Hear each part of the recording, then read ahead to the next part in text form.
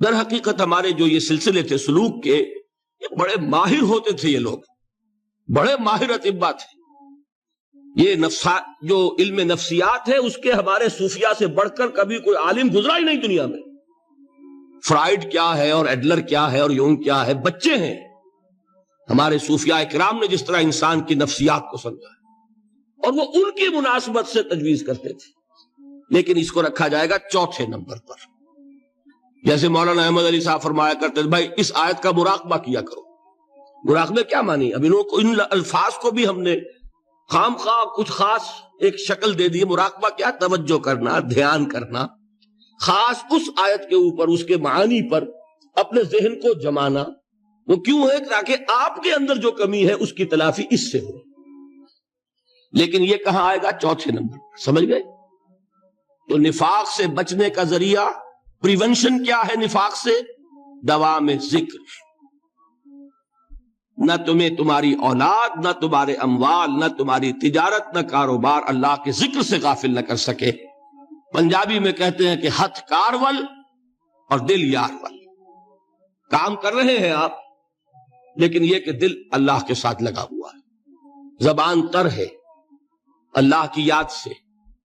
جو قرآن یاد ہے، گاڑی میں آپ بیٹھے جا رہے ہیں، 2 گھنٹے آپ کو کار میں لگانے ہیں، قرآن شریف پڑھتے جائیے. اس سے بڑا ذکر ہی کوئی نہیں.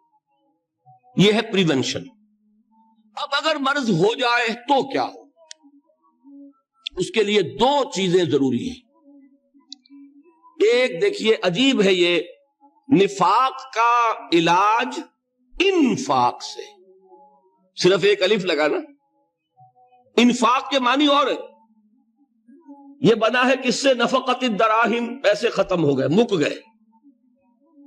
یا نفق الفرس، گھوڑا مر گیا. تو مال کو کھپانا، لگانا اللہ کی راہ میں. اگر دل میں نفاق کی کوئی آلائش آئی ہے تو اس کا ازالہ ہوگا انفاق فی سبیل اللہ سے. مال اللہ کی راہ میں دیجئے، صدقہ کیجئے، خیرات کیجئے، دیجئے، اللہ کے دین میں لگائیے. جتنا لگائیں گے نفاق دھل جائے. اس لیے کہ اصل سبب نفاق کا ہے ہی حب دنیا، دنیا کی محبت. لہذا اس کا ازالہ ہوگا جو سب سے محبوب شے ہے، مال. انہ لحب الخیر لشدید. مال محبوب ترین ہے کہ نہیں؟ لہذا اس کو اللہ کی راہ میں لگائیں گے تو وہ نفاق دھل جائے گا. اور ایک اور چیز ہے جو بہت اہم ہے، بہت ہی شعوری طور پر اس کا اہتمام کیجئے.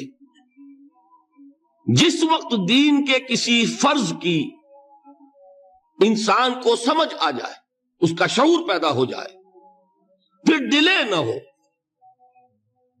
ذرا سا ڈیلے جو ہے اس پر عمل کرنے میں، یہ در حقیقت نفاق کو جڑ پکڑنے کا موقع دینا ہے. Immediate action. ایک بات سمجھ میں آ گئی، فوراً عمل کرو. اس میں شیطان کیا کرتا ہے؟ ذرا ٹھہر جاؤ، ابھی دیکھو یہ فرض ہے، یہ ذمہ داریاں ہیں، یہ کرنا ہے، وہ پھر لگا دینا اپنے آپ کو. بہت سے لوگ کہتے ہیں بس یہ ریٹائرمنٹ کے بعد تو سارا میں دین کے لیے وقف کر دوں گا. اول تو خدا کے بندے تمہارے اندر رہ کیا جائے گا ریٹائرمنٹ کے بعد؟ سارا تو کھپ چکو گے، رہ کیا جائے گا؟ دوسرے یہ کہ یہ بھی جان لیجئے کہ کار دنیا کسے تمام نہ کر. ریٹائرمنٹ کے بعد کون فارغ ہو جاتا ہے؟ بیٹوں بیٹیوں سے فارغ ہوئے تو پوتے پوتیاں موجود ہیں، نواسے نواسیاں موجود ہیں. کبھی بھی وہ بوجھ ختم نہیں ہوتا زندگی کا. وہ تو یہ کہ آج بات سمجھ میں آئی ہے تو آج عمل ہونا چاہیے. قرآن مجید میں سورہ انعام میں بڑی شدید وعید آئی ہے. الفاظ ہیں یہ، وَنُقَلِّبُ أَفْئِدَتَهُمْ وَأَبْصَارَهُمْ كَمَا لَمْ يُؤْمِنُوا بِهِ أَوَّلَ مَرَّةٍ. انسان پر ایک حقیقت کا انکشاف ہوا کہ یہ بات حق ہے، فوراً تسلیم کرے. کسی مصلحت کی وجہ سے، کسی بزدلی کی وجہ سے، کسی لالچ کی وجہ سے، کسی اپنی سیادت یا قیادت کی وجہ سے کیسے مان لوں؟ لوگ کہیں گے کہ یہ نیچے ہو گیا، وہ اونچا ہو گیا جس کی بات مانی. کسی وجہ سے رک گئے تو اللہ تعالیٰ اندر سے وہ جو استعداد ہے حق کو پہچاننے کی وہ سلب کر لیتا ہے. وَنُقَلِّبُ أَفْئِدَتَهُمْ وَأَبْصَارَهُمْ. ہم الٹ دیں گے ان کے دلوں کو بھی اور ان کی آنکھوں کو بھی. کیوں؟ کما لم یؤمنوا بہ اول مرہ، اس لیے کہ وہ پہلی مرتبہ جب انکشاف حق ہوا ہے وہ ایمان نہیں لائے۔ اس کا میں ایک واقعہ آپ کو سنانا چاہتا ہوں کہ کس طرح صحابہ کرام پر بھی وقتی طور پر یہ واقعہ اگر صحابہ کرام کا نہ ہوتا تو یہ حقائق سمجھ میں نہ آتے۔ غزوہ تبوک کے موقع پر یہ میں جملہ انکمپلیٹ رہ گیا، ضعف ایمان کا حملہ ہو جاتا تھا، نفاق کا نہیں معاذ اللہ، لیکن ضعف ایمانی کی اگلی منزل شروع ہو جاتی ہے نا، نفاق۔ یہاں جھوٹ بولنا شروع کیا، نفاق، جھوٹی قسمیں کھانی شروع کی، سیکنڈ سٹیج، اور جہاں مومنین صادقین سے بغض اور عداوت پیدا ہو گیا وہ تھرڈ سٹیج۔ تو وہ ضعف ایمان کا کیسے ہوتا ہے یہ حضرت کعب ابن مالک نے بڑی تفصیل سے بیان کیا ہے۔ غزوہ تبوک کے موقع پر جہاں منافقین نے آ کر جھوٹے بہانے بنائے، جھوٹی قسمیں کھائیں اور حضور سے ایگزمپشن لے لی، چھٹی لے لی، رخصت لے لی، وہاں 3 ایسے صحابہ بھی تھے جو مومن صادق تھے، لیکن وقتی طور پر شیطان نے انہیں ورغلایا۔ کیسے ورغلایا وہ سمجھ لیجیے۔ کعب ابن مالک نے تفصیل سے بیان کیا ہے، اور میرے نزدیک یہ جہاں تک میرا مطالعہ ہے طویل ترین حدیث ہے، بخاری اور مسلم میں بھی موجود ہے۔ حضور جب واپس آئے ہیں اور اب آپ نے ایک ایک کو بلایا، جن لوگوں نے تو پہلے جھوٹی قسمیں کھا لی تھی ان کو تو بلانے کی ضرورت نہیں تھی، لیکن کچھ لوگ ایسے بھی تھے کہ جنہوں نے ایگزمپشن بھی نہیں لی تھی اور گئے بھی نہیں تھے۔ اب ان کو آپ نے ایک ایک کر کے پیشی ہوئی، آپ کیوں نہیں گئے تھے؟ تو اب جو منافقین تھے ان میں سے انہوں نے اس موقع پہ جھوٹی قسمیں کھا لی۔ خدا کی قسم حضور ہم تو بالکل تیار تھے، پوری میں نے تیاری بھی کر لی تھی، پورا ارادہ تھا، یہ وقتی طور پر یہ مصیبت مجھ پر آ پڑی۔ جس نے قسم کھائی انہوں نے کہا اچھا ٹھیک ہے جائیے۔ کعب ابن مالک کی باری آئی تو ان کے الفاظ اپنے یہ کہ جب میں پیش ہوا تو حضور کے چہرے مبارک پر ایک غصے والی مسکراہٹ تھی، زہر خند کہتے ہیں، ایک مسکراہٹ ہے لیکن غصے کے ساتھ، غضبناک۔ آپ فرمائیے آپ کیوں نہیں گئے؟ حضرت کعب یہ فرماتے ہیں کہ میں نے عرض کیا کہ حضور زبان میرے پاس بھی ہے، جھوٹ میں بھی بول سکتا ہوں، لیکن جھوٹ بول کر میں اس وقت آپ کی ناراضگی سے تو بچ جاؤں گا لیکن اللہ کے پکڑ سے نہیں بچ سکوں گا۔ میں اعتراف کرتا ہوں کہ جتنا صحت مند میں اس زمانے میں تھا کبھی نہیں تھا، جتنا فارغ البال اس وقت تھا کہ میرے پاس ساز و سامان موجود تھا راستے کے لیے، اتنا میں کبھی نہیں تھا۔ لیکن ہوا کیا؟ ہوا یہ کہ مجھے میرے نفس نے، شیطان نے پٹی پڑھائی۔ وہ پٹی کیا پڑھائی؟ کہ حضور تو 30,000 کے لشکر کے ساتھ چلیں گے تو لشکر تو سلولی موو کرے گا نا، تمہارے پاس بڑی تکڑی، بڑی توانا صحت مند اونٹنی ہے، تم ذرا 2 دن بعد چلنا تیزی کے ساتھ اور حضور سے مل جانا، بس یہ تاخیر کا حربہ۔ تو انہیں خیال آیا کہ ابھی 2 دن گھر کی ٹھنڈی چھاؤں ہے، میں یہاں پہ جو آرام ہے وہ کر لوں۔ مجھے جگر کا شعر یاد آیا ہے کہ تپتی راہیں مجھ کو پکاریں، دامن پکڑے چھاؤں گھنیری۔ ایک طرف فرض کی پکار ہے، اس میں تو ظاہر بات ہے کہ وہ تپتی راہیں ہیں، لا تنفروا فی الحر سنا چکا ہوا آیت۔ یہاں گھر میں، نخلستان میں، کھجوروں کی چھاؤں میں، اہل و عیال میں یہ ٹھنڈی چھاؤں جو ہے یہ پکڑ رہی ہے، بھائی 2 دن ٹھہر کے چلے جانا، ٹھیک ہے، کوئی نیت میں خرابی نہیں نا۔ اس کے بعد پھر جب ابھی 2 دن اور ٹھہر جاؤ، یہ تو بڑا لمبا سفر ہے، ذرا تیز اور دوڑ لیتا۔ تو فرماتے ہیں کہ حضور میں اسی طریقے سے تاخیر و تعویق میں پڑا رہا، یہاں تک کہ ایک روز اچانک مجھ پر یہ چیز منکشف ہوئی کہ اب تو میں چاہے کتنا بھی تیز چل لوں میں آپ سے نہیں مل سکتا، میرے اعصاب ڈھیلے ہو گئے، اس طرح میں محروم رہ گیا۔ حضور نے بائیکاٹ کا حکم دیا صحابہ کو، 3 صحابہ تھے ایسے، 2 اور تھے جنہوں نے اسی طریقے سے اعتراف کیا۔ حضور نے حکم دے دیا کوئی ان سے گفتگو نہ کرے، سوشل بائیکاٹ۔ بڑی سخت سزا تھی جو دی گئی ہے، اس کی بڑی تفاصیل ہیں، اللہ تعالیٰ شوق دے تو وہ حدیث پوری پڑھیے، میں نے تو 2 جمعوں میں ایک مرتبہ صرف اس ایک حدیث کو بیان کیا تھا۔ شاید کہیں کیسٹس ہوں میرے ہاں، ہمارے نمبر کوئی مجھے یاد نہیں ہے، لیکن یہ بڑی عجیب حدیث ہے۔ لیکن اس میں جو اصل سبق ہے وہ کیا ہے؟ اس طریقے سے شیطان لے تو لال، تاخیر، تعویق، ابھی کیا جلدی ہے، ذرا اس کام سے فارغ ہو لو، ذرا پھر تلافی کر لینا، ذرا زیادہ زور سے کام کر لینا، یہ وہ چیز ہے کہ جو وہ تو خیر صحابی تھے، بچ گئے، اگر وہاں جھوٹی قسم بھی کھا دیتے تو گئے تھے۔ یہ تو اتنا ہی ہے نا، مردی و نامردی قدم فاصلہ دارت، اس میں تو یہی ہے کہ ذرا ایک جھوٹی قسم کھا دیتے، جھوٹے بہانہ بنا دیتے تو اب ضعف ایمان نہ رہتا، وہ نفاق کی سرحد شروع ہو جاتی۔ وہ اللہ تعالیٰ نے ان کو بچایا، لیکن یہ کہ ہم کیسے بچیں گے اگر ہم نے یہ روش اختیار کی؟ لہذا 3 کام، دوام ذکر نمبر 1، اس کی میں شرح کر چکا ہوں، 4 اذکار یاد کر لیجئے گا ان کو، ورنہ کیا فائدہ۔ نمبر 2، انفاق فی سبیل اللہ، نفاق کا علاج انفاق سے۔ نمبر 3، یہ عادت اپنے اندر پیدا کیجئے شعوری طور پر کہ جب ایک حقیقت واضح ہو جائے فوراً اعتراف کہ ہاں بھائی بات ٹھیک ہے آپ نے۔ جب ایک فرض کا احساس ہو جائے فوراً اس کی ادائیگی کے لیے آغاز۔ تاخیر و تعویق ہے کہ جس سے پھر نفاق کو موقع ملتا ہے۔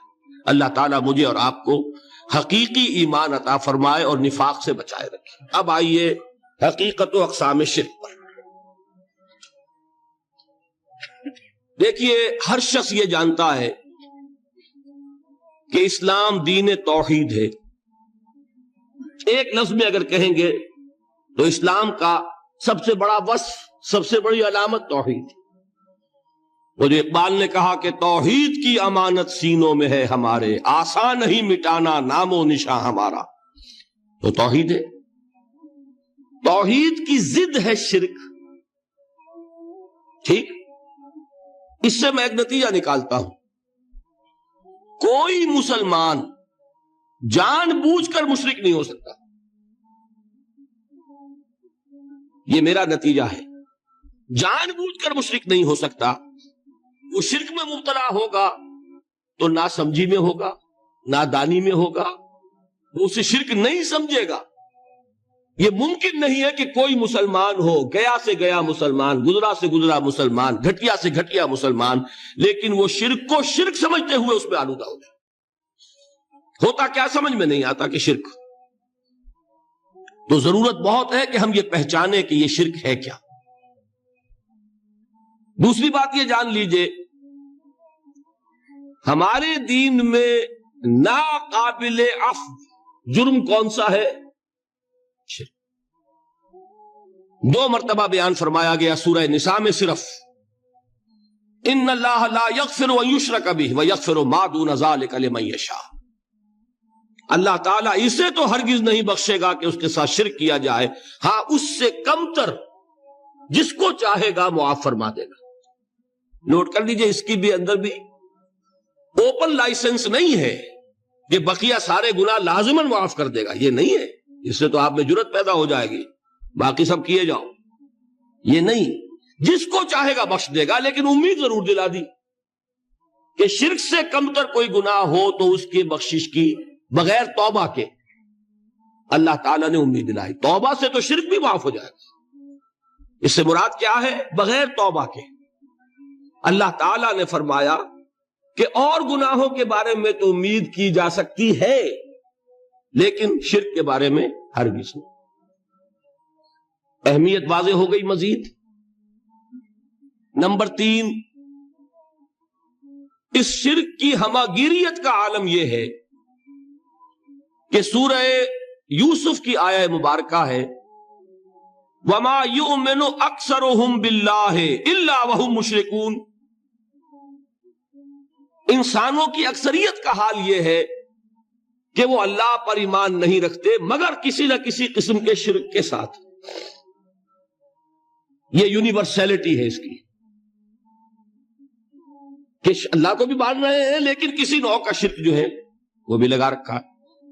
وَمَا يُؤْمِنُ أَكْثَرُهُمْ بِاللَّهِ، انسانوں کی اکثریت کا حال یہ ہے کہ وہ ایمان نہیں رکھتے اللہ پر، الا وہم مشرکون، مگر یہ کہ کوئی نہ کوئی شرک بھی کرتے ہیں۔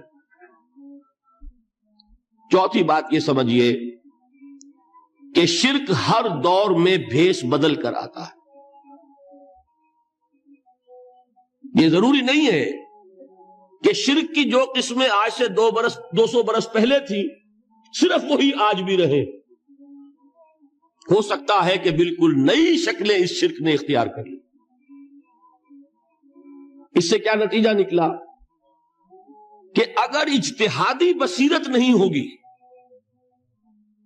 تو ہو سکتا ہے کہ ایک شخص جو ہمارے سابق علماء نے لکھ دیا کہ یہ چیز شرک، یہ چیز شرک، یہ چیز شرک، یہ چیز شرک، آج سے 500 برس پہلے کا انسان، بڑے سے بڑا عالم دین، اپنے زمانے کے شرک کو پہچان کر تو لکھ سکتا ہے. اس سے تو آپ بچ رہے ہیں. امام ابن تیمیہ نے اس کو شرک قرار دیا، اس کو شرک قرار دیا، اس کو شرک قرار دیا. کوئی شخص ہے جو اس سے تو بچ گیا. امام صاحب کی دی ہوئی بصیرت سے اس نے ان جو اقسام ہے شرک کی ان کو پہچان لیا. لیکن یہ عین ممکن ہے کہ آج کے شرک کو وہ نہ پہچان رہا ہو. اپنی جگہ وہ سمجھ رہا ہو اپنے آپ کو بہت بڑا موحد، جبکہ اس دور کا جو شرک ہے اس میں ملوث ہو. اس کو میں نے کہا ہے کہ اس شرک کے بارے میں بڑی اجتہادی بصیرت کی ضرورت ہے. فارسی کا ایک شعر ہے، بڑا پیارا شعر ہے، بہر رنگے کے خواہی جامہ می پوش، من انداز قدت رامی شناسم. اپنے محبوب سے کہہ رہا ہے شاعر کہ تم جس طرح کا چاہو لبادہ اوڑھ لو، میں تمہیں تمہارے قد سے پہچان لوں گا. کتنا ہی چھپا لو اپنے آپ کو، کیسے ہی لباس بدل لو، بہر رنگے کے خواہی جامہ می پوش، من انداز قدت رامی شناسم، میں تمہارے قد سے تمہیں پہچان. یہ اگر بصیرت نہ ہو کہ شرک کو اس کے قد سے پہچان سکیں آپ، اس کے لیے ضرورت ہے اصولوں کی. دیکھیے جس طرح الجبرا کے اصول ہوتے ہیں، فارمولا ہے، فارمولا ہاتھ میں آ گیا، مسئلے حل کرتے چلے جا رہے ہیں، آپ اپلائی کرنے کی دیر ہے فارمولے کے. اگر آپ نے صرف گنتی کر کے کسی زمانے کے شرک وہ تو سمجھ لیے، لیکن وہ بصیرت باطنی حاصل نہیں ہوئی، اجتہادی بصیرت، وہ اصول ہاتھ میں نہیں آئے کہ جس سے آپ پہچان سکیں، تو ہو سکتا ہے کہ اس دور کے شرک کو آپ نہ پہچان سکیں. اس کے لیے ضرورت ہے کہ اصل اصول ہاتھ میں آ جائیں تاکہ اصولوں کو اپلائی کریں. ایک بات مجھ سے اور سن لیجئے، میرا اپنا یہ تاثر ہے،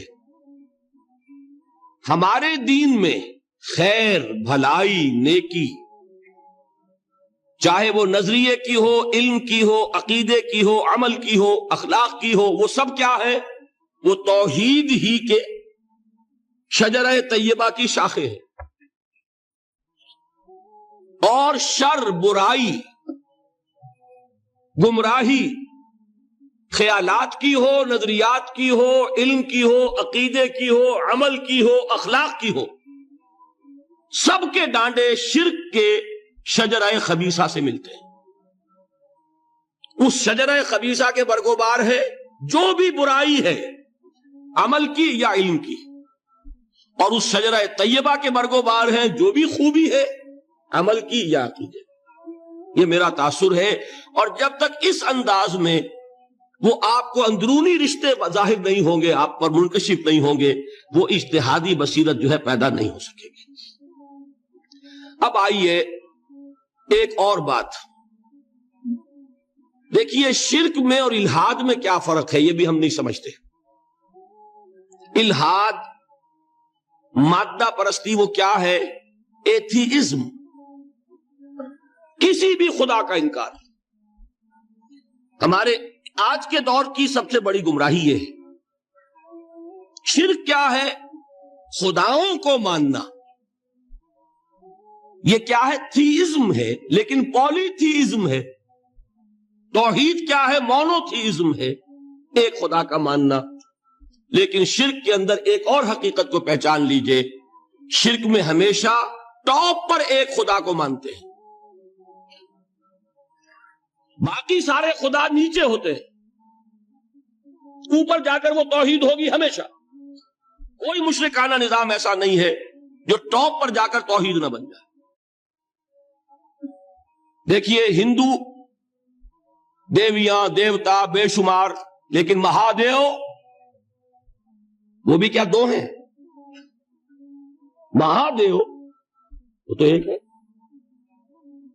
انگریزی میں گاڈز گاڈیسز، لیکن وہ چھوٹے جی سے لکھے جائیں گے. چھوٹے جی سے لکھے جانے والے gods and goddesses, Roman mythology ہو، گریک مائتھولوجی ہو، ان دیویوں دیوتاؤں کے نام ہی آپ نہیں یاد کر سکتے. لیکن گاڈ بڑے جی سے وہ ایک ہے کہ نہیں؟ ٹاپ پر جو ہے وہ ایک ہے. اس کو وہ بھی مانتے ہیں کہ اومنی پوٹنٹ، اومنیشنٹ، اومنی پریزنٹ، علی کل شیء قدیر، بکل شیء علیم، ہر جگہ موجود. وہ تو ایک ہی ہے، وہ تو کیپٹل جی سے لکھا جائے گا. باقی اس کے نیچے فوج ہے دیویوں کی، دیوتاؤں کی، خداؤں کی اور خدانیوں کی، وہ گاڈز اینڈ گاڈیسز ہیں. عرب میں کیا تھا؟ میں نے پہلے آپ کو وہ دو مثالیں دے دی ہیں، تیسری اور ایران کی لے لیجئے. خیر کا خدا اور شر کا خدا اور. ایک یزداں، ایک اہرمن. ٹھیک، سنویت ہو گئی نا، دو خداؤں کو مانا. لیکن وہی ہے جو خدائے خدائے گاں، خداؤں کا خدا، اس کو ایک ہی مانتے ہیں. یہی معاملہ عرب میں تھا. اللہ وہ ایک ہی تھا ان کے ہاں. قرآن میں آتا ہے ان سے پوچھئے وَلَئِن سَأَلْتَهُم مَّنْ خَلَقَ السَّمَاوَاتِ وَالْأَرْضَ لَيَقُولُنَّ اللَّهُ. جب ان سے کہا جاتا ہے کہ کس نے پیدا کیا آسمان اور زمین کو، یہ فوراً کہیں گے اللہ نے. فَأَنَّىٰ يُؤْفَكُونَ. تو یہ ماننے کے بعد کدھر جا رہے ہیں؟ وہ کیا کہتے تھے کہ وہ بڑا اللہ تو ایک ہی ہے، لیکن چھوٹے آلہہ ہیں. آلہہ اور اللہ میں وہی فرق ہے جو کیپٹل جی کا گاڈ اور چھوٹے جی سے گاڈز اینڈ گاڈیسز. وہی فرق ہے کہ جو مہادیو اور دیویوں اور دیوتاؤں میں ہے. وہی وہاں تھا. اللہ وہ ایک اور سپریم، سب سے بالا تر، اس سے اوپر کوئی نہیں، تخلیق میں اس کا کوئی ساجی نہیں. لیکن اس نے کچھ آلہہ ہیں جنہیں کچھ اختیارات تقسیم کیے ہوئے ہیں. کچھ اس کے لاڈلی ہستیاں ہیں جو سفارش کر سکتی ہیں. بس یہ شرک تھا مشرکین مکہ. بات سمجھ رہے ہیں؟ اس کا جائزہ لیں گے تو آپ کو، اور جو آج شرک کی اقسام میں بیان کروں گا اس کو ہاتھ میں لیں گے تو کسی موحد کا تلاش کرنا مشکل ہو جائے گا. ڈھونڈ اب ان کو چراغ رخ زیبا لے کر. آج جن کا نام مسلمان ہے ان کی اکثریت کسی نہ کسی نوع کے شرک میں مبتلا ہے. اب آئیے اقسام شرک. اقسام شرک میں بھی وہی کیفیت ہے جو نفاق کے بارے میں نے عرض کی تھی کہ ایک تقسیم یہ ہے جو علماء نے کی ہے، ایک ہے عقیدے کا نفاق، ایک ہے عمل کا نفاق. اسی طرح ایک ہے عقیدے کا شرک، ایک ہے عمل کا شرک. عقیدے میں نہیں ہے، عمل میں ہے. ایک تقسیم آپ نے سنی ہوگی شرک جلی، شرک خفی. ایک ہے ننگا شرک، کھلم کھلا شرک. ایک ہے چھپا ہوا شرک جو نظر نہیں آتا. لیکن ایک مغالطہ اپنے دل سے نکال دیجئے، بعض لوگ شرک خفی کو شرک نہیں سمجھتے. یہ بہت بڑی غلطی ہے. اگر وہ شرک نہ ہوتا تو حضور اسے شرک نہ کہتے. کوئی اور لفظ، عربی زبان کا دامن جو ہے محدود نہیں ہے، پھر اس کے لیے کوئی اور لفظ اختیار فرمایا جاتا ہے. وہ شرک، لیکن ایک شرک ہے جلی جو نمایاں ہے، نظر آ رہا. ایک ہے شرک خفی جو نظر نہیں آ رہا. اور وہ کتنا خفی ہو سکتا ہے اس کی ایک مثال دی حضور نے. شرک خفی اتنا خفی ہو سکتا ہے، ذرا مبالغہ دیکھیے جو حضور نے بات کو سمجھانے کے لیے مثال میں جو مبالغہ اختیار فرمایا. ایک سیاہ اندھیری رات میں ایک سیاہ پتھر پر ایک سیاہ چیونٹی کو رینگتے ہوئے دیکھنا جتنا مشکل ہے، اتنا ہی شرک خفی کا پہچاننا مشکل ہے. بتائیے، آپ نے فرمایا انا افصح العرب، میں عرب کا فصیح ترین انسان ہوں. اس سے آگے کوئی مثال دی جا سکتی ہے؟ اندھیری رات، تاریک رات، پتھر سیاہ، چیونٹی سیاہ، کون دیکھ سکتا؟ جتنا اس کو دیکھنا ناممکن ہے اتنا ہی شرک خفی کا پہچاننا مشکل ہے. گویا کہ اس سے تو اللہ ہی بچائے گا تو انسان بچے گا۔ ایک آخری بات تمہیداً اور عرض کر دوں، پھر میں چلوں گا اقسام پر۔ میری جو باتیں آپ کے سامنے آئی اس سے ایک منطقی نتیجہ نکلتا ہے، کوئی شخص اگر حقیقتاً شرک سے بچ جائے، واقعتاً شرک سے بچ جائے، ہر قسم سے بچ جائے، اس سے بھی اوپر کوئی انسان ہوگا۔ گویا کہ یہ آخری منزل ہے، یا یوں کہیے کہ جس شخص کے بارے میں اللہ تعالیٰ یہ مان لے کہ میرا یہ بندہ شرک سے بری ہے، اس سے بڑی سند کوئی ہے؟ دی ہائیسٹ ٹیسٹیمونیل، سب سے بڑی سند، سب سے بڑی تعریف جو بندے کی ہو سکتی ہے وہ کیا ہے؟ یہ مشرک نہیں۔ یہی وجہ دیکھیے آپ قرآن مجید میں حضرت ابراہیم کے ذکر میں دیکھیں گے، ابراہیم کا مقام کیا ہے؟ خلیل اللہ، ابو الانبیاء، امام الناس، تین نسبتیں ہیں، تینوں بڑی عظیم۔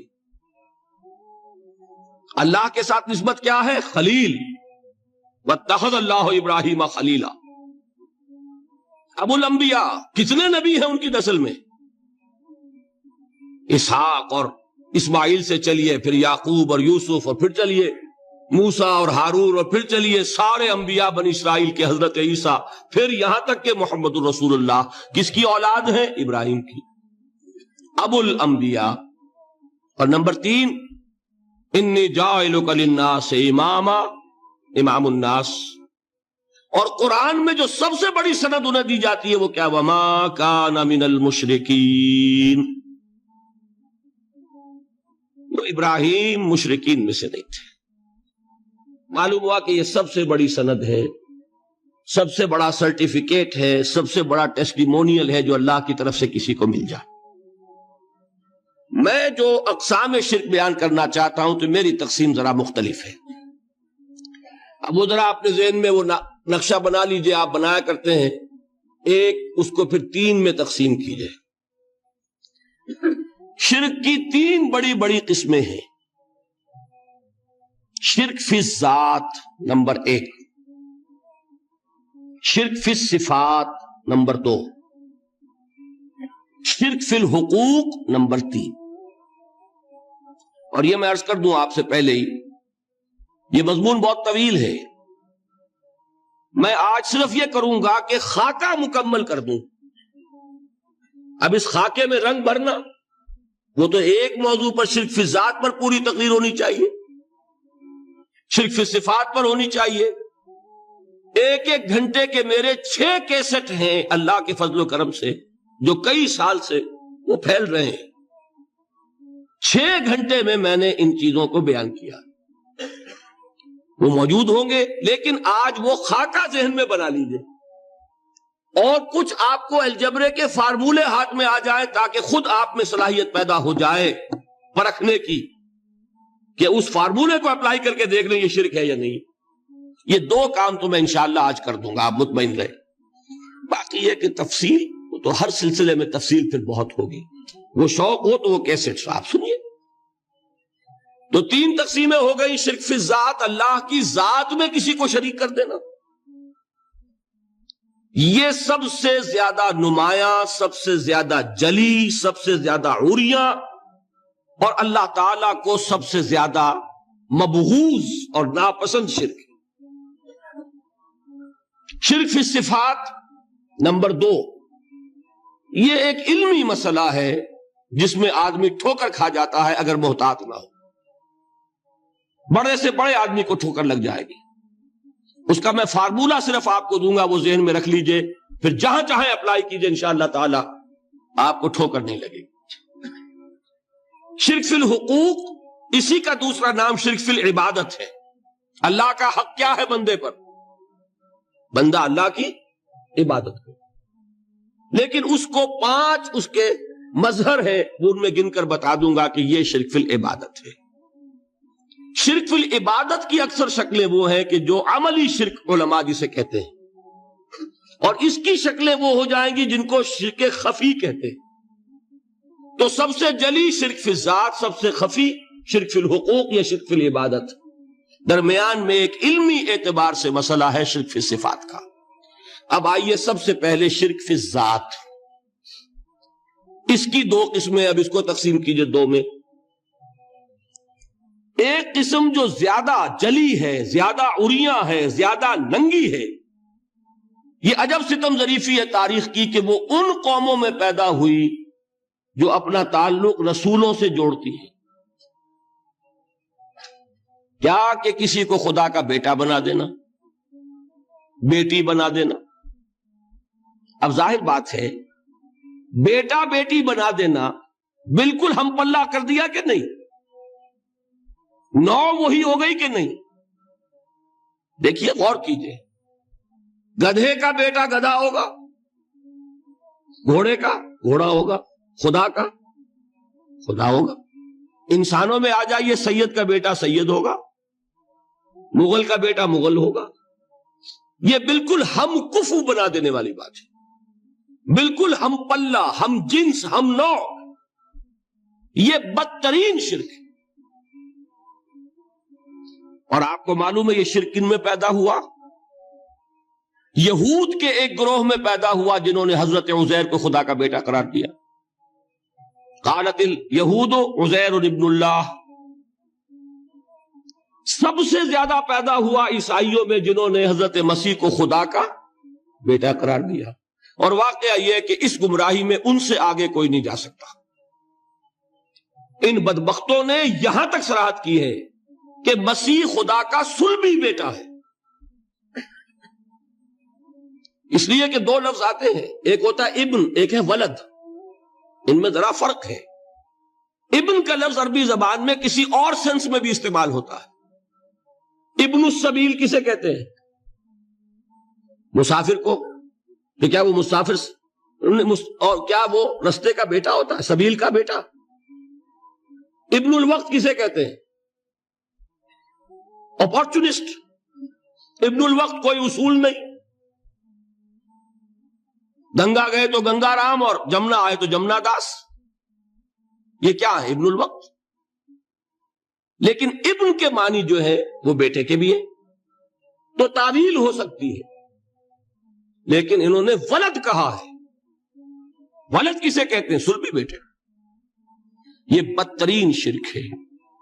یہی وجہ ہے کہ قرآن مجید میں آپ دیکھیں گے کہ جتنا غضب اللہ کا ان پر بھڑکا ہے اس عقیدے پر، وَيُنذِرَ الَّذِينَ قَالُوا اتَّخَذَ اللَّهُ وَلَدًا۔ یہ قرآن نازل ہوا ہے محمد پر صلی اللہ علیہ وسلم تاکہ وہ خبردار کریں انہیں جنہوں نے یہ کہا ہے کہ اللہ نے کسی کو بیٹا بنایا۔ یہ سورہ کہف میں ہے، اور اگلی سورت سورہ مریم میں تو ایسا غضب اللہ کا ظاہر ہوتا ہے، وَقَالُوا اتَّخَذَ الرَّحْمَنُ وَلَدًا لَقَدْ جِئْتُمْ شَيْئًا إِدًّا تَكَادُ السَّمَاوَاتُ يَتَفَطَّرْنَ مِنْهُ وَتَنشَقُّ الْأَرْضُ وَتَخِرُّ الْجِبَالُ هَدًّا أَن دَعَوْا لِلرَّحْمَنِ وَلَدًا وَمَا يَنبَغِي لِلرَّحْمَنِ أَن يَتَّخِذَ وَلَدًا۔ انہوں نے کہا کہ رحمان نے کسی کو بیٹا بنایا۔ تم بہت بڑی گستاخی کی بات کر رہے ہو، تمہاری اس گستاخی کی وجہ سے آسمان پھٹ پڑنے کو ہے، زمین شق ہو جانے کو ہے، اور قریب ہے کہ پہاڑ ایک دھماکے کے ساتھ گر جائیں، کہ انہوں نے خدا کے لیے بیٹا تصنیف کر دیا۔ حالانکہ اللہ رحمان، اس کی شان اس سے بہت بلند و بالا ہے کہ اس کے کوئی بیٹا۔ اس کی وجہ بھی سمجھ لیجئے کہ بیٹے کی ضرورت کسے ہوتی ہے؟ جو خود فانی ہو۔ کیوں ہے آپ کو طلب بیٹے کی؟ ہم نہ ہوں گے ہمارا نام زندہ رہے گا۔ یہ ایک ایٹرنل ہونے کی خواہش ہے، انہیرنٹ۔ نام چلے گا، اسی لیے بیٹی سے آدمی سمجھتا ہے کہ نام نہیں چلتا۔ یہ طلب جو ہے بیٹے کی کیوں ہے؟ بیٹے سے نسل چلتی ہے۔ اس کی ضرورت کس کو ہے؟ جو خود فانی ہے۔ وَمَا يَنبَغِي لِلرَّحْمَنِ أَن يَتَّخِذَ وَلَدًا، جو خود باقی ہے ہمیشہ کے لیے، اس کو کوئی احتیاج نہیں۔ تو آپ نے بات سمجھ لی، میں بہت مختصر بات کروں گا آج۔ اسی طریقے سے حضرت ابراہیم کی نسل سے تھے جو مکے کے لوگ اور عرب کے لوگ، بنی اسماعیل، جو موحد کامل تھا ابراہیم، جس کو اتنی مرتبہ سند ملی وما کان من المشرکین، ان کی نسل میں وہ لوگ تھے جنہوں نے فرشتوں کو خدا کی بیٹیاں بنا دیا. یہ جو ان کی دیویاں تھیں یہ مؤنث، لات، عزا، منات، یہ سب کیا مؤنث نام ہے. انہوں نے یہ کہا کہ فرشتے جو ہیں وہ خدا کی بیٹیاں. اصل میں عقیدہ کیسے ہوتا ہے؟ انہوں نے کہا بڑے لاڈلے ہیں، لاڈلی ہوتی ہے بیٹی بہت زیادہ، تو یہ خدا کی بیٹیاں ہیں. ہوتے ہوتے ان کا یہ عقیدہ ایسا پکا ہوا کہ بجائے استعارے کے اب انہوں نے حقیقت بنا دیا یہ خدا کی بیٹیاں. ان پر قرآن مجید نے کئی جگہ پر ذرا ایک لطیف انداز میں تنزیہ پیرائے میں بھی کہا ہے کہ بھائی تم نے خوب کیا، انہوں نے الاٹ کیا تو بیٹا تو کیا، تم نے اللہ کو الاٹ کی تو بیٹیاں کی جو تمہیں خود پسند نہیں. الکم البنون، تمہارے لیے بیٹے ہوں، وَلَهُ الْبَنَاتُ، اور اس کے لیے بیٹیاں. تو یہ تو ذرا ایک لطیف انداز ہے، تنزیہ پرایا ہے. لیکن ان تینوں کو اب آپ ایک جگہ کر لیجئے.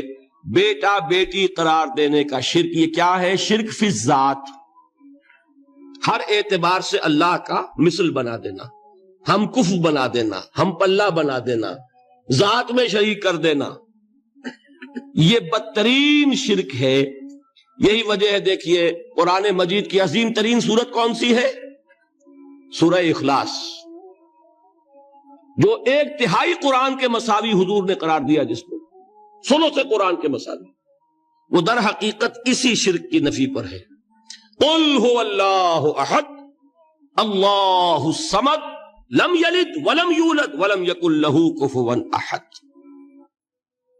یہی آیا اس میں سورہ بنی اسرائیل کی آیت آخری میں نے سنائی تھی، وَقُلِ الْحَمْدُ لِلَّهِ الَّذِي لَمْ يَتَّخِذْ وَلَدًا.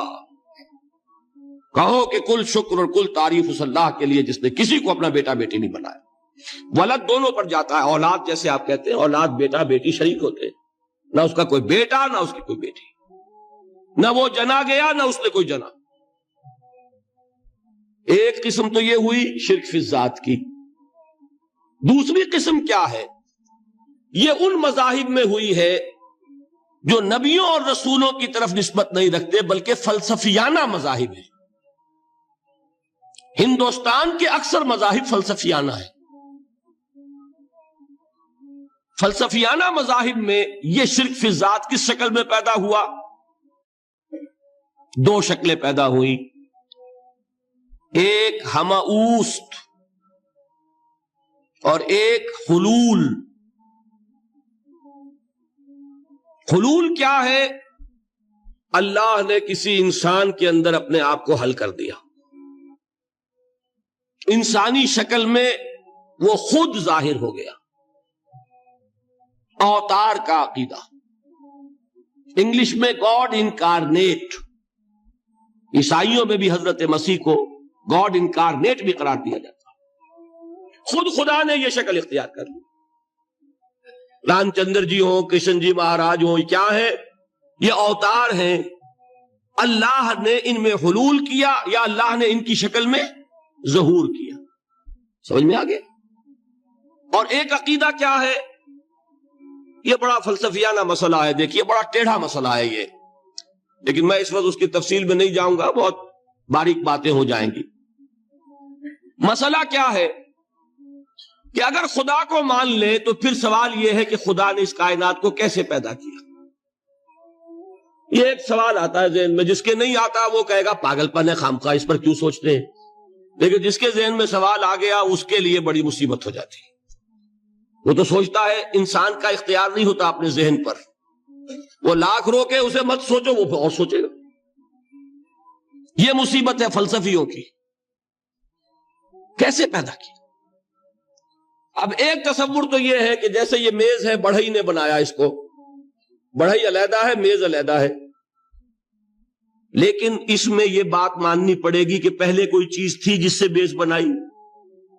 لکڑی تو تھی نا، اس سے میز بنائی. لہذا ہندوؤں میں ایک عقیدہ یہ ہے کہ خدا بھی قدیم، مادہ بھی قدیم. خدا نے اس مادے سے یہ شے بنا دی، مادے سے یہ بنا دی. وہی مٹی کی تغاری ہوتی ہے، کمہار اس سے کوئی رکابی بنا دیتا ہے، کوئی وہ ہنڈیا بنا دیتا ہے، کوئی گھڑا بنا دیتا ہے. مٹی تو ہے نا پہلے. تو مادہ بھی قدیم، خدا بھی قدیم، اور مادے سے خدا نے یہ شکلیں بنا دی. ٹھیک، یہ بھی سنویت ہو گئی، توحید تو ختم ہو گئی. تو جن لوگوں کا ذہن تھا توحیدی لیکن اس مسئلے میں الجھ گئے، انہوں نے ایک اور شکل تجویز کی کہ خدا خود ہی اس شکل میں تبدیل ہو گیا. کیسے؟ جیسے برف پگھلتی ہے تو پانی بن جاتا ہے. پانی کہاں سے آیا؟ برف سے. اب کوئی پوچھے برف کہاں ہے؟ بھائی یہی پانی ہے، یہی برف ہے یا نہیں؟ اسی پانی کو آگ کے اوپر آپ نے رکھ دیا، وہ بھاپ بن گئی.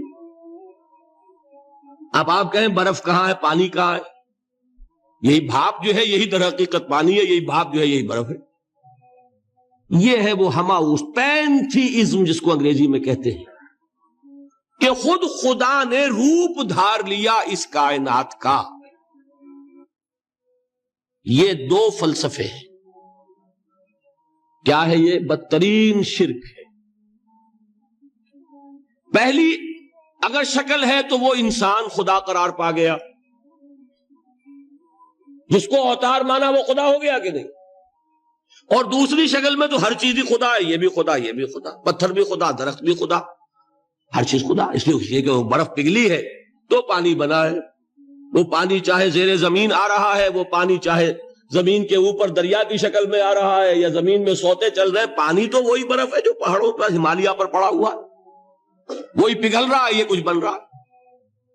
یہ ہے شرک فی الذات کی دوسری قسم جو دنیا میں رہی، پینتھیزم اور انکارنیشن، یا حلول اور ہماؤست.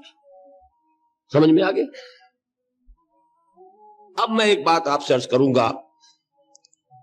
اللہ کا اس امت پر بہت بڑا فضل ہے جس کا آپ کو شکر ادا کرنا چاہیے. اس نوع کے شرک سے یہ امت 15ویں صدی شروع ہو جانے کے باوجود تاحال بحیثیت مجموعی محفوظ ہے.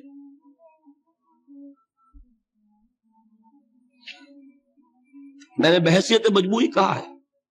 کوئی افراد یا عوام الناس یا جوہلاء یا شعراء یا نعت گو وہ مبالغہ آرائی میں کوئی بات کہہ دیتے ہوں تو وہ علیحدہ بات ہے.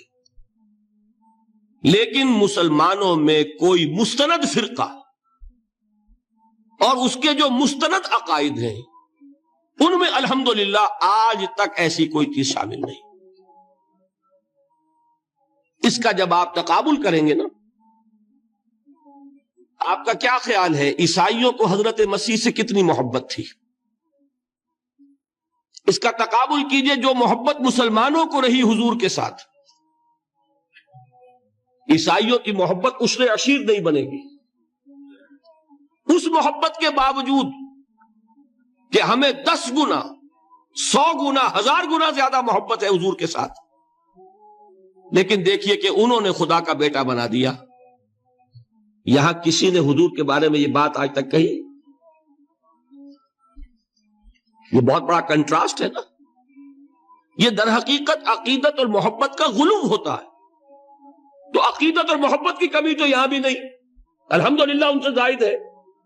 لیکن الحمدللہ ثم الحمدللہ ثم الحمدللہ خدا کا بیٹا تو کسی نے نہیں بنایا. اچھا میں ایک اور کنٹراسٹ آپ کو دکھاتا ہوں تاکہ آپ اللہ کا شکر کریں.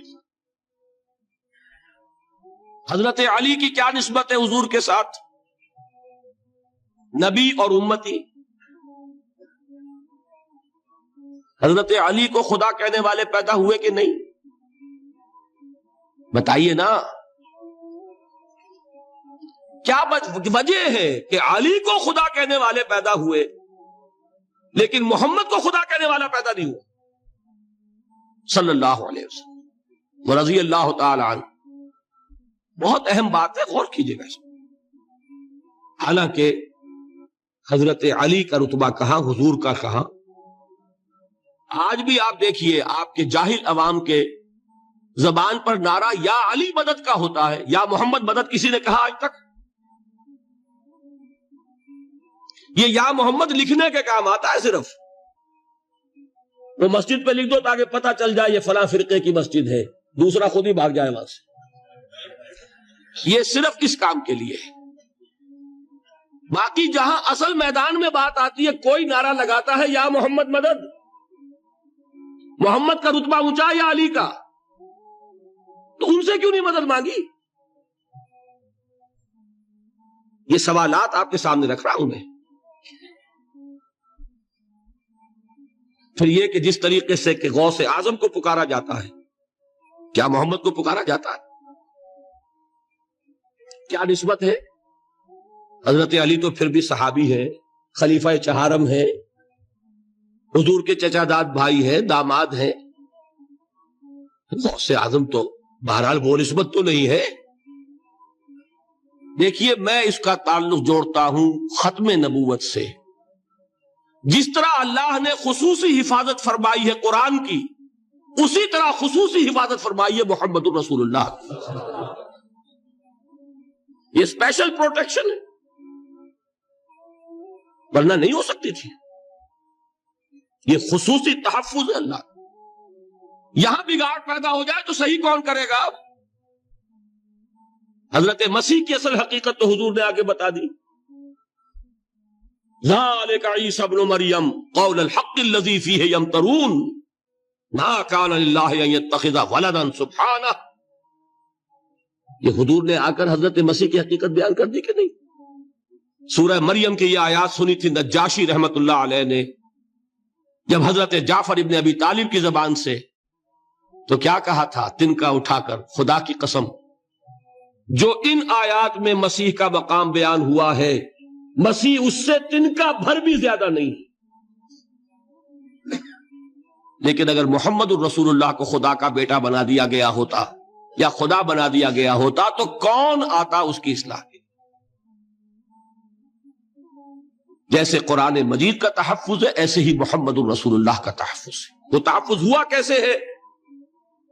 جتنا قرآن مجید نے ایمفیسائز کیا حضور کی بشریت کو، قل انما انا بشر مثلکم، اے نبی ان کو بتاتے رہیے، بار بار بتائیے کہ مجھے کچھ اور نہ بنا لینا، میں بھی بشر ہوں، انسان ہوں۔ ہاں مجھ پر وحی ہوتی ہے، تم پر نہیں ہوتی، یہ فرق ہے۔ میں رسول ہوں، تم نہیں ہو۔ یہ بعد میں ذرا اور مسئلہ میں واضح کروں گا، ابھی صرف یہ نوٹ کیجئے کہ یہ تحفظ جو ہے، جیسے قرآن کو تحفظ دیا لیکن اس کے لیے ذرائع بھی ہے نا، یہ حفظ قرآن کا سلسلہ جو ہے یہ اس کا ذریعہ بنا۔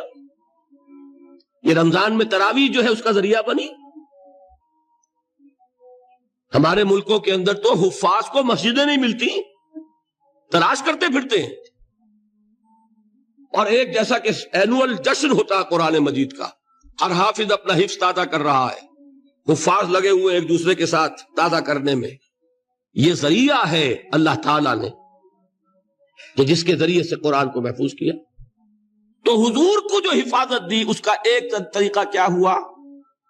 قرآن مجید میں حضور کی بشریت کا نمایاں کرنا، اور دوسرا یہ کہ خود حضور نے ایسی باریک بینی سے روکا۔ یہ بھی آپ کو پسند نہیں تھا کہ میں آؤں تو تم کھڑے ہو جاؤ۔ سنا کہ نہیں سنا آپ نے؟ صحابہ کو آپ روکتے تھے۔ ایک صحابی کی زبان سے نکل گیا ما شاء اللہ و ما شئت، جو اللہ چاہے اور جو آپ چاہیں، فوراً ٹوک دیا اجعلتنی للہ ندن، کیا تم نے مجھے خدا کا مد مقابل بنا دیا؟ مشیت صرف اس کی ہے۔ یہ روک ٹوک، یہ وہ چیزیں ہیں کہ جس کی بنا پر اللہ نے تحفظ عطا فرمایا۔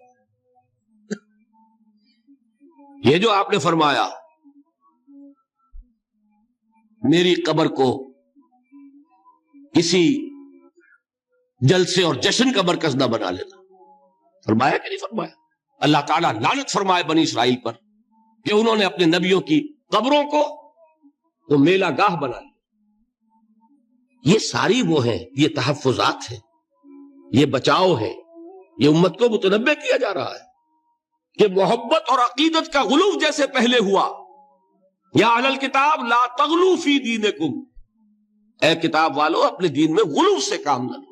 یہ غلو محبت، غلو عقیدت ہے جس کی بنا پر وہ خدا کے بیٹے بنا دیے گئے. اور اگر وہ ہوتا، یہاں اللہ کا نہ معلوم اللہ کے برابر کس طریقے سے حضور کو بنا دیا جاتا، لیکن قرآن نے خود حضور نے اس کی پیش بندی کی، جس کا ظہور ہم دیکھ رہے ہیں کہ اللہ کے فضل و کرم سے یہ امت تا حال بحیثیت مجموعی محفوظ ہے.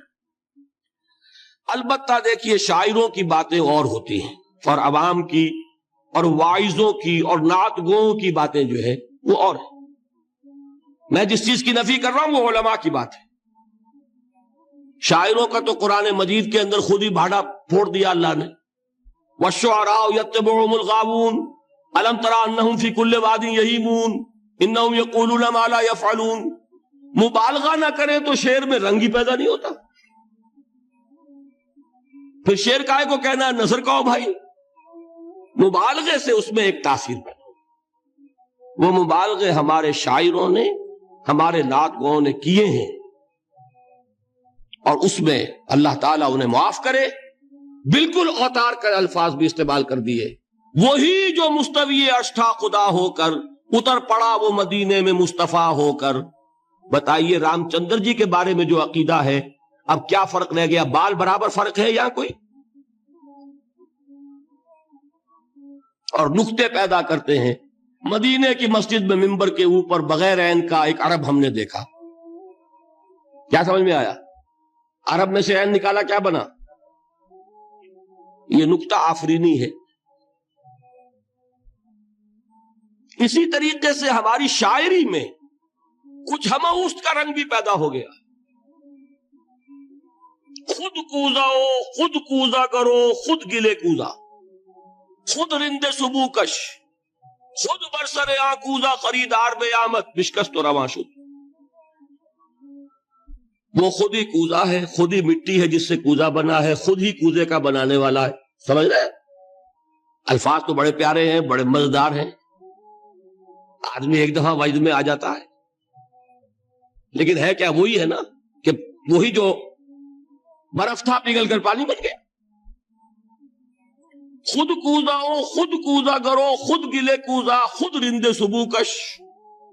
خود ہی اس کوزے میں شراب ڈال کے پیتا بھی ہے، خود ہی مٹی ہے، خود ہی وہ بنانے والا ہے، خود ہی کوزا ہے، خود ہی اس میں شراب ڈال کے پیتا بھی ہے، اور خود ہی اس کوزے کو توڑ کر اپنا راستہ بھی لیتا ہے. اب آپ اس پر سر دنیے اور جو چاہے کریں، لیکن یہ کہ اس کا ڈانڈے مل گئے کہ نہیں اسی ہماؤس سے. لیکن یہ کسی مفتی کی بات ہے کیا؟ یا کسی ائمہ دین میں سے کسی کا قول ہے؟ بھائی شاعروں کی باتیں سن لیا کریں. اللہ اللہ خیر سن.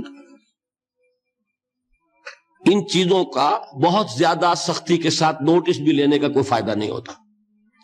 بات وہ ہونی چاہیے کہ جو علماء کہہ رہے ہیں مستند عقائد ہو، جو ان کی کتابوں میں درج ہو، ان سے بات ہونی چاہیے. تو یہ چیزیں، یہ گمراہیاں آئی ہیں، لیکن الحمدللہ ثم الحمدللہ کہ یہ عوام میں ہے، جہلاء میں ہے، شعراء میں ہے.